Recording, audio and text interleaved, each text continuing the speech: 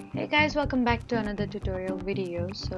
In today's video, I'll show you how to keep your Block Blast progress available across devices. First, open Block Blast on your original device and check whether the game provides an account, cloud save, or data sync option.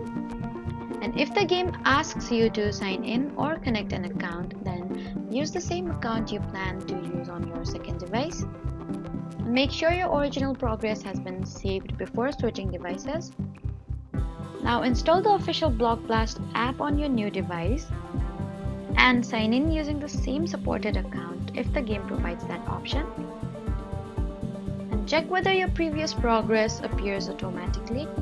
And if it doesn't, don't immediately delete the game or clear its data from your original phone. Some games store progress locally or use platform-specific cloud systems, which means progress may not automatically transfer between different devices.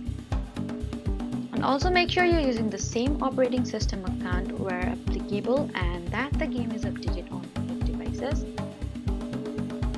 So that was it for the video. Please do not forget to like, comment, and subscribe